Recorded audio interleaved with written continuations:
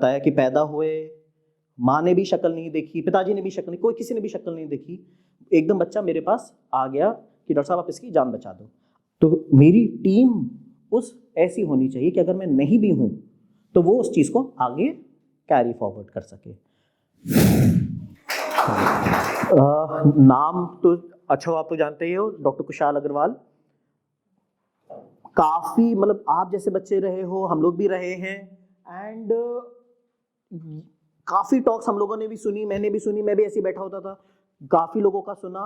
आज तक मुझे सिर्फ इतना याद रहता था कि पीछे बैठे हुए वो बोर हो रहे होते थे, है ना, और ये सोच रहे होते थे कि यार कितनी देर में ख़त्म होगा, अगला खाने को क्या मिलने वाला है, मुझे उस पर फोकस रहता था। किसने बोला क्या बोला ये नहीं याद रहता था। तो अगर आज मेरी बात नहीं भी याद रह पाती है, कोशिश मेरी ये रहेगी कि छोटा रखूं, उसे ज़्यादा लंबा ना रखूं। तो इसी चीज़ में हम लोग स्टार्ट करते हुए कि पहली बात, मेरी बात क्यों सुनो। मैं काशीपुर का ही रहने वाला हूँ, मैं कोई प्रिविलेज्ड एनवायरनमेंट से नहीं आया हूँ। मेरे फादर जो थे व्हेन ही वाज बॉर्न घर में पैदा हुए थे, उस समय उनके घर में बिस्तर भी नहीं था, एक कमरे के उसमें वो रहते थे। एंड जब पढ़ाई के लिए पैसे नहीं होते थे, ही हैज़ सोल्ड वेजिटेबल्स, टूटी हुई साइकिलों में वो स्कूल गए हैं। कोई गाइडेंस करने वाला नहीं था उन्हें कोई आइडिया नहीं होता था कि मुझे आगे अपने कदम क्या रखने हैं। पर आज हम लोग यहाँ पे खड़े हुए हैं ये चीज़ें तुम लोगों को मदद करने के लिए कि तुम लोगों को ये फेस ना करना पड़े। तो आज मुझे 10 साल हो गए हैं एज अ डॉक्टर, मैंने लाखों से 1 लाख से ऊपर बच्चों की जान बचाई हुई है। मैंने काफ़ी मेहनत कर कर के बिना सिर्फ अपने मेरिट पे हम डॉक्टर बने हैं, कोई कैपिटेशन नथिंग ऑफ दैट, बिल्कुल सरकारी से हम लोग पढ़ के आए हुए हैं। तो अगर मैं कर सकता हूँ या हम लोग की टीम कर सकती है तो सिर्फ आप लोगों को नॉलेज के अभाव में वो चीज़ें नहीं रह जानी चाहिए, इसलिए आज हम लोग मिले हैं। चाहे तुम्हें कितनी भी नॉलेज हो, कितनी नहीं हो, तुम्हें कितना भी आता हो, तुम रात को ठिठुर रहे हो, रात को सो नहीं पा रहे हो, भूखे हो, प्यासे हो, तुम्हें नींद आ रही है, तुम चिड़चिड़ा रहे हो, तुम्हारी अपने साथ वालों से लड़ाई हो सके, कुछ भी हो गया हो, पर अगर तुम्हारे पास एक मरीज आ रहा है, एक माँ आ रही है अपने दर्द को लेकर, तुम उठोगे, पेशेंट के सिरहाने पर जरूर जाओगे, और अगर आप कुछ भी नहीं कर पा रहे हो, आप बच्चे को एक बार हाथ जरूर लगाओगे और उसकी व्यथा, दर्द, दिक्कत उसको सुनोगे। छोटी सी चीज़ है, हमें लगता था कि ये क्या छोटी सी चीज़ है, हम लोग तो क्या क्या नहीं कर सकते, सांस की नलकी डाल देते हैं, वेंटिलेटर लगा देते हैं, इंजेक्शंस लगाते हैं, ये क्या बोल रहे हैं, चीज़ें सुनो। पर एक छोटी सी चीज़, ये एक छोटी सी चीज़ समय के साथ उसकी हमने महत्वता समझी, इंपॉर्टेंस समझी कि उस एक छोटी सी चीज़ की इंपॉर्टेंस होती है, दूसरा पर्सन आपसे शांति पा लेता है। छोटी सी चीज़ है। तो इसका अर्थ क्या है, स्मॉल थिंग्स मैटर। अगर आप बड़ी चीज़ें करना चाहते हो, आपके छोटे छोटे चीज़ें, चाहे वो सुबह उठ के एक पर्टिकुलर समय पे उठना, चाहे वो टेबल पे बैठ के पढ़ना, हेल्दी खाना, पोलाइटली बात करना, छोटी सी चीज़ लग रही होगी पर उसको कभी भी छोटा मत मानो, हमेशा मान के चलो कि ये जो छोटी चीज़ें होती हैं यही आपके आगे बड़ी चीज़ों में तब्दील होती हैं। There is no small thing, हर एक चीज़ मैटर करती है। उसके बाद अब मैं नवजात शिशुओं को डील करता हूँ, जो बिल्कुल न्यूबॉर्न बेबीज होते हैं, जब पैदा होते हैं तो वो माँ जिसने बच्चे को 9 महीने अपने पेट में रखा था, पैदा होते ही वो उस बच्चे की शक्ल तक नहीं देखती है, और अगर वो दिक्कत में होता है तो उसके साथ वाले, उसके परिवार वाले बच्चे को मुझे दे देते हैं कि आप डॉक्टर साहब इसको ठीक करके दीजिए।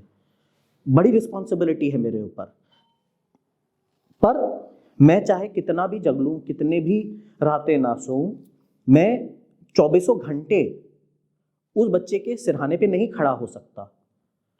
मैं 72 घंटे जग सकता हूँ, 96 आवर्स जग सकता हूँ, पर कहीं तो मुझे भी किसी और के हवाले सुपुर्द करके जाना होगा। तो मेरी टीम उस ऐसी होनी चाहिए कि अगर मैं नहीं भी हूं तो वो उस चीज को आगे कैरी फॉरवर्ड कर सके। ये मेन है, आपकी टीम, आपके चारों तरफ के लोग, आपके साथ वाले बहुत इंपॉर्टेंट रोल प्ले करते हैं। तो ढूंढो ऐसे बच्चों को, ऐसे अपने साथ वालों को जो आपके साथ आपकी टीम बने, ताकि आप जो चाह रहे हो वो चीज आप अचीव कर सको। अकेले सिर्फ बहुत बड़ी चीज करना मुश्किल है, साथ में ही कर पाओगे।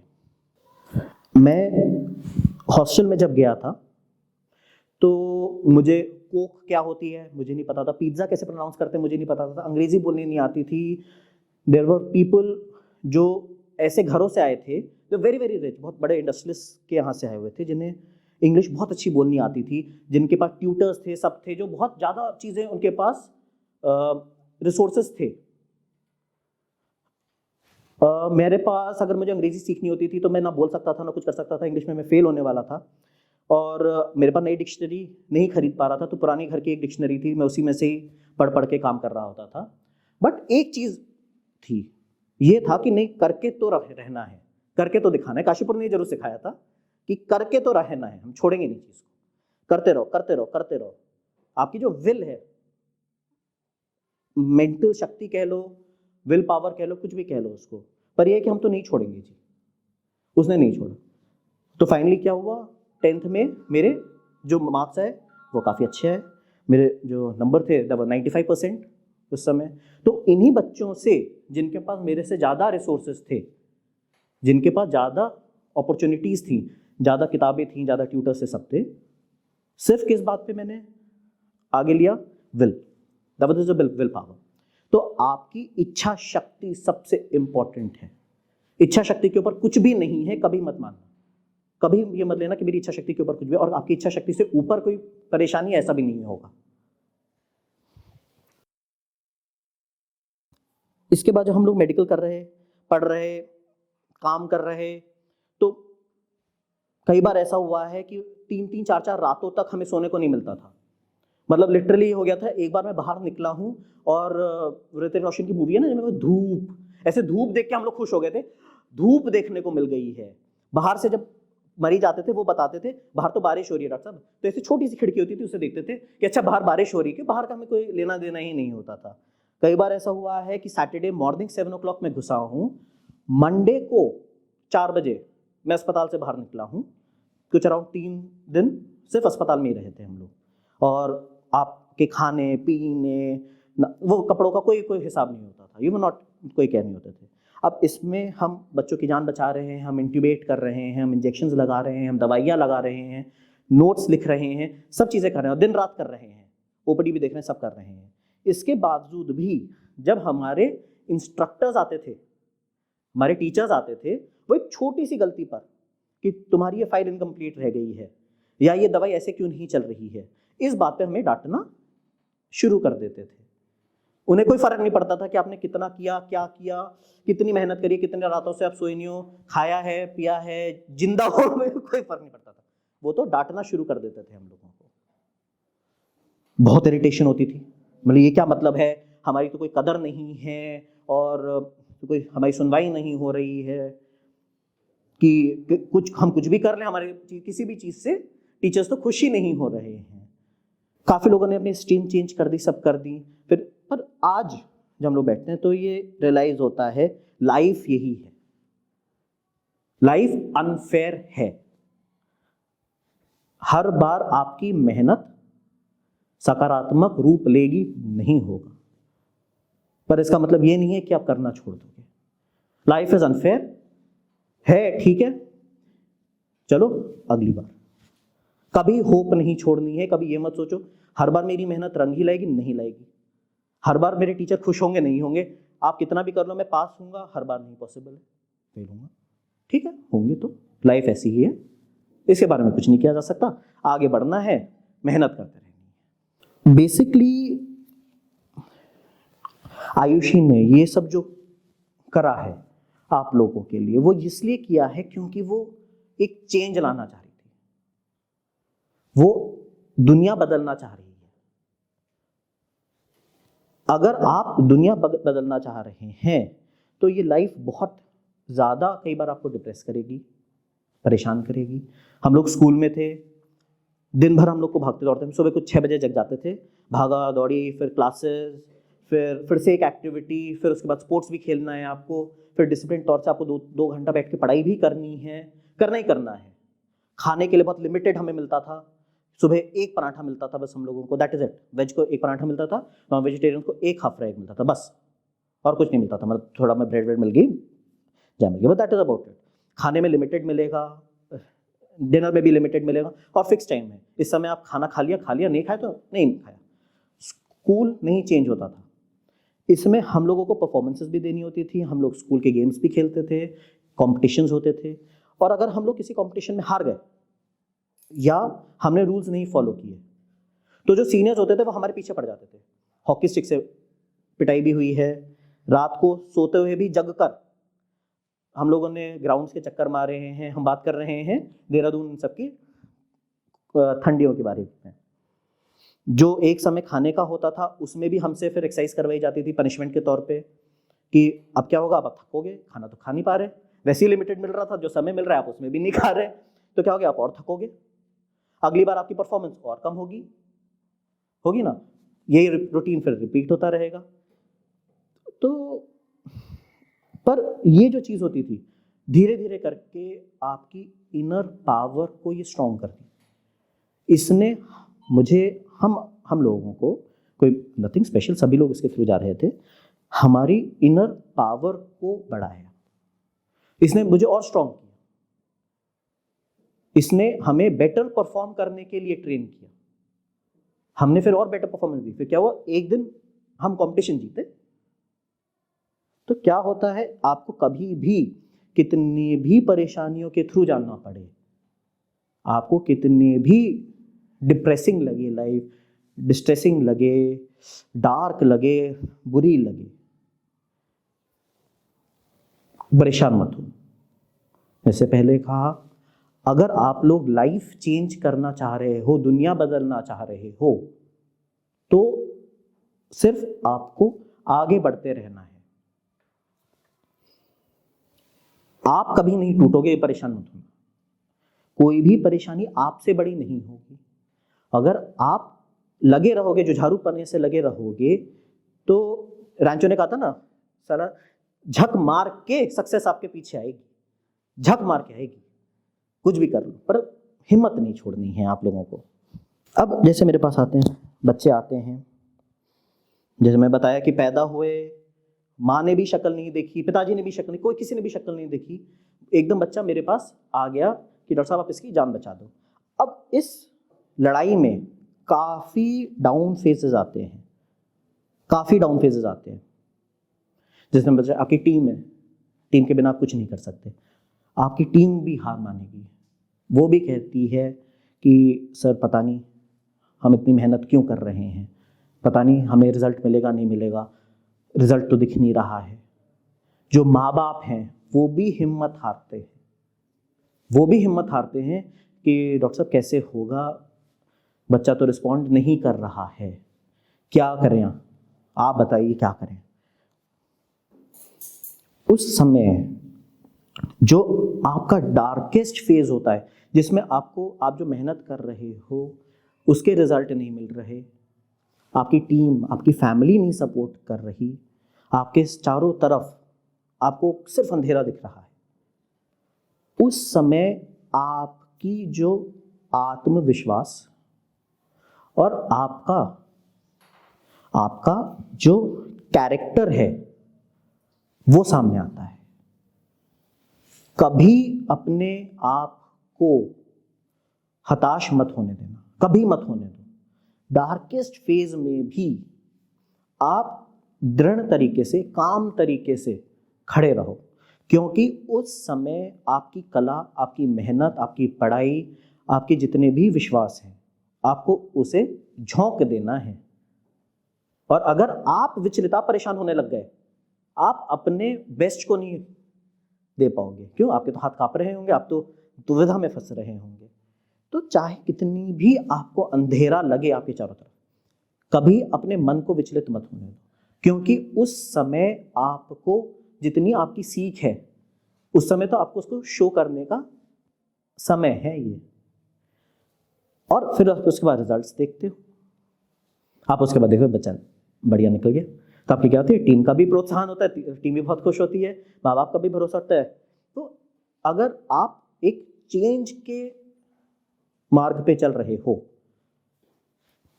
बहुत अंधेरे के थ्रू निकलना पड़ेगा, पर कभी भी अपने आप को उससे हैवी बॉग डाउन मत होने देना, कभी भी नहीं। क्योंकि जब आप सोसाइटी में काम करने के लिए उतरते हो या दुनिया बदलने के लिए उतरते हो, तो बहुत सारी आपको दिक्कतों का सामना करना पड़ता है। आपके साथ वाले ही आपको पुल डाउन करेंगे, बताएंगे कि अरे यार ऐसे कैसे होगा, अरे तेरी तो ज़िंदगी भर के लिए तेरे ऊपर वो लग जाएगा कि चेंज कर रहा है, कर रही है, आपके पास रिसोर्सेज होते नहीं हैं, साथ वाले सपोर्ट नहीं कर रहे हैं, पूरे समय आपका ज़िंदगी भर के लिए आपके ऊपर एक नेगेटिव इम्प्रेशन लगने का पॉसिबिलिटी रहती है, समय सीमित होता है पर्सन लोगों के पास। जब बच्चे होते हैं इसी समय आप पढ़ाई कर सकते हो, इसी समय आप अपने करियर को बड़ा कर सकते हो, ये समय निकल गया तो कैसे करोगे बाद में। तो इन सब परेशानियों के होते हुए भी जो जहाँ पे मेजॉरिटी लोगों ने उस चीज़ को छोड़ दिया, गिव अप कर दिया, वो एक पर्सन कंटिन्यूड जज्बे से लगी है, उसने हार्डशिप को चेंज किया, वो आयुषी है। इस एक लड़की ने सोसाइटी के जितने भी हार्डशिप्स हो सकती हैं वो झेली, आई एम प्रीटी श्योर अपनों से लड़ी और बहुत सारी चीज़ों से लड़ी है बेटा। कई बार मुसीबतें या परेशानी परिस्थितियों से उभरने का एक ही तरीका होता है, टूट पड़ो। वो खड़ी हुई है सर आगे करके, हेलमेट पहन के टूट पड़ो। कई बार तो हेलमेट भी नहीं मिलेगा, सेफ्टी नेट नहीं होता, कुछ भी, टूट पड़ते हो आप। पार जरूर जाओगे, मत घबराओ, परिस्थितियों के पार जाओगे, उनको तोड़ोगे, चेंज लाओगे, रिकॉर्ड्स तोड़ोगे, नए रिकॉर्ड्स कायम करोगे, पक्का करोगे, तुम्हारे सामने बैठी हुई है। तो कभी भी परिस्थितियों से मत घबराओ। लोग कहते रहे कुछ नहीं, हमने ये ठान लिया, हम तो अपनी जिंदगी चेंज करेंगे और दुनिया को बदलेंगे। अगर ये ठाना हुआ है तब परेशान मत होना। आज मुझे जो बोला था वो था टाइम मैनेजमेंट और डिसिप्लिन। मैं इससे थोड़ा सा और एक स्टेप पहले आया कि हम ये चीज़ें करें क्यों। तो ये जो सब टॉक थी बेटा, ये सिर्फ इसीलिए ही थी कि हम टाइम मैनेजमेंट, डिसिप्लिन, पर्सनालिटी, ये सारी चीज़ें क्यों करें। इसलिए करें क्योंकि as per the latest research एक अमेरिकन कम से कम अपनी पूरी लाइफ टाइम में 10,000 लोगों से मिलता है, और इंडिया की तो पॉपुलेशन 10 गुना है, तो हम तो 1 लाख लोगों से मिल लेंगे अपनी लाइफ टाइम में। तो अगर आप चेंज लाते हो, आप सोचो सिर्फ 1 लाख लोगों में चेंज लाते हो, और बड़ा नंबर नहीं है। अगर मैं 10 साल से कम 1 लाख से ऊपर बच्चों की अगर जान बचाई है, तो आप 1 लाख बच्चे हो गए, उनके 4 लोग परिवार के हो गए पहले के, उनके बच्चे हो गए, उनके बच्चे हो गए, तो क्या हो गया, अच्छी खासी बड़ी जनरेशन को मैंने टच किया, उनकी लाइफ को चेंज किया। तो एक जना आराम से चेंज ला सकता है। ये हमने सचिन तेंदुलकर के उसमें देख लिया, ये अभिनव बिंद्रा के केस में देख लिया, ये हमने आयुषी के केस में देख लिया। एक जना वर्ल्ड बदल सकता है। तो ये चीजें लाओ, पता नहीं क्यों कहते हैं, पर एक जना भाड़ फोड़ सकता है। कभी अपने आप को कम मत समझो, हमेशा जुटे रहो, चेंज लाओ दुनिया में। तुम लोग एक बहुत ही अच्छे मुकाम पे खड़े हुए हो, ऐसे मुकाम पे जहाँ पे काफ़ी कम बच्चे पहुँच पाते हैं। तो तुम लोगों को बहुत ब्रिलियंट अपॉर्चुनिटी मिल रही है। मैं, ऐसी सारी टीम यहीं से ही उठी है, हम लोग यहीं से ही उठे हैं, और आज अगर हम यहाँ पे खड़े हैं, तुम भी खड़े हो सकते हो। हमें कोई प्रिविलेज्ड एनवायरनमेंट नहीं मिला था, सिर्फ अपनी मेहनत, अपने ऊपर आत्मविश्वास और डिसिप्लिन, ये करके रहा है। ठीक है, तो best of luck and hope you guys have a brilliant future ahead. Thank you.